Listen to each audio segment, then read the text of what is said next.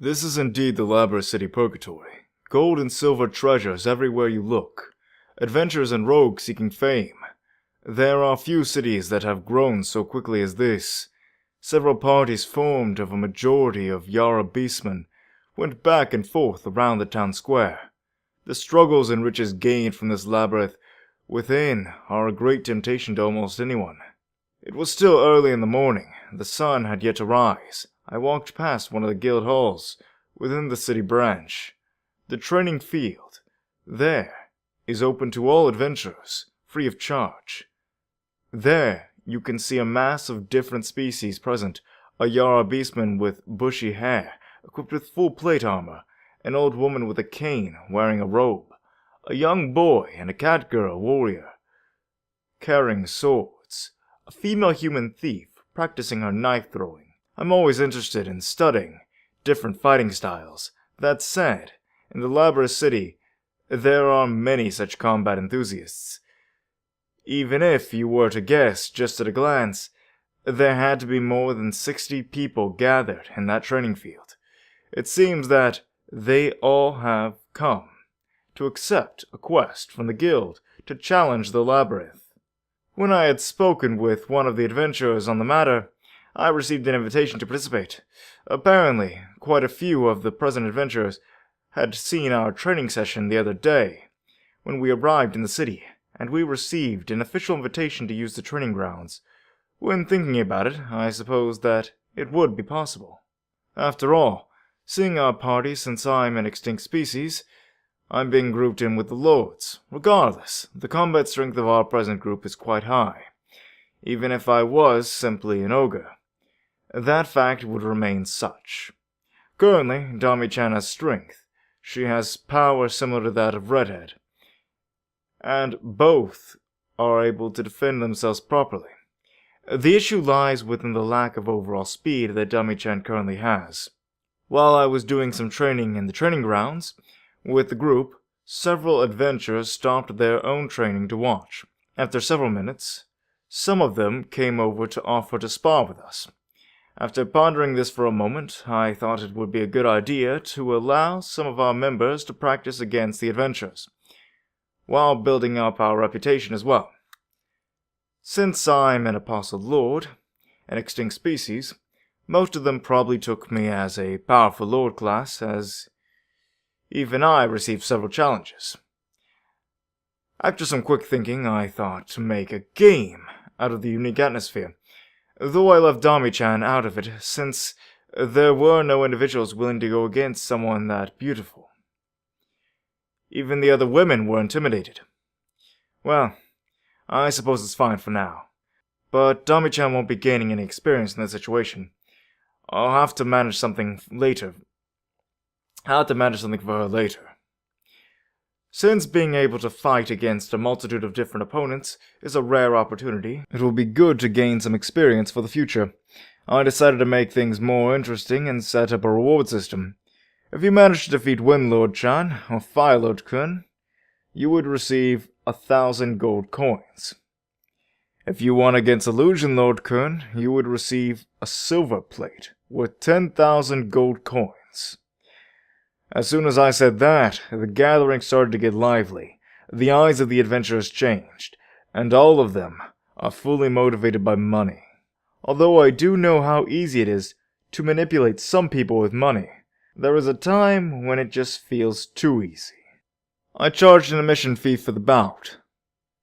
I also added a special reward that if someone would be able to defeat all three, they would receive a prize of 100,000 gold coins. Well, to make the long story short, even though the three that I had participate on our side had become exhausted, they never lost a single bout. Our training methods paid off. No matter who the opponent was, each of them knew exactly how to deal with the attackers' movements and defeated them. After all of the minor fighting, some of the higher-ranked adventurers thought that it would be amusing to challenge me. I charged triple the fee and let them all come at once. It was over in an instant. This was quite the profitable venture. Not only did we get in our morning training, but also managed to earn quite a bit of money too. It's killing two birds with one stone. By the time training finished, it was close to noon. After the bouts, I received numerous invitations to various clans and organizations, but since I'm the leader of my mercenary group, I rejected them all. For now, I decided to stop our advertisements, since, for one, we are already on a mission, and two, none of the jobs have any real benefit to us. We went back to the inn and used the bathhouse there.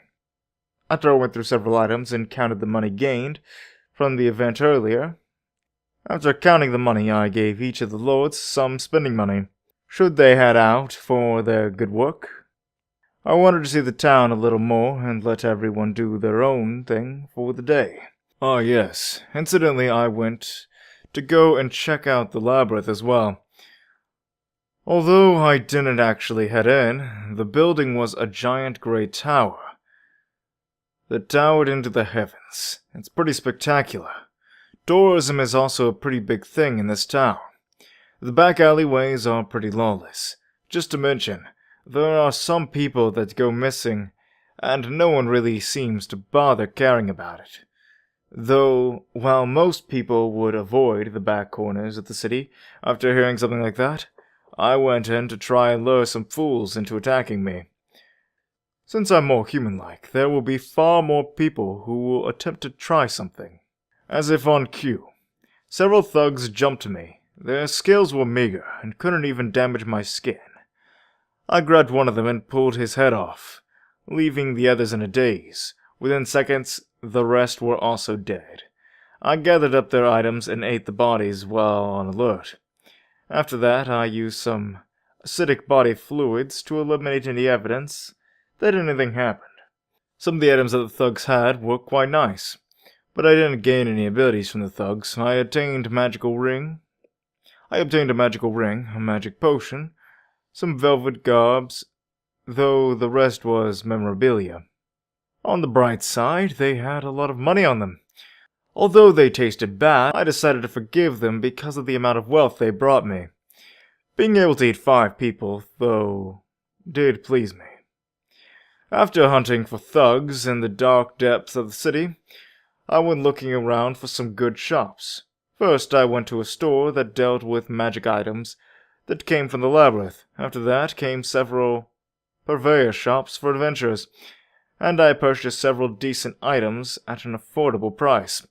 While I was doing this, some shops had items that seemed to interfere with my item box, though I just needed to take several steps back before I could put things inside again.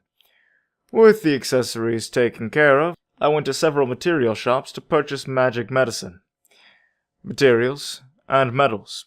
I managed to purchase several different magical metal ingots, other than mithril, as a souvenir for the dwarves back at the settlement. Incidentally, I ended up gathering quite a large quantity of many different materials for alchemists on. I managed to clear out a good deal of magical shops' wares, and he had to close for the time being to resupply. Well, once the shopping was done, I just returned to the inn. Aro and Argento have grown considerably during the time I've been gone. They simply spent time playing around. I gave them a new toy to play around with, but since they're rough, it won't last long.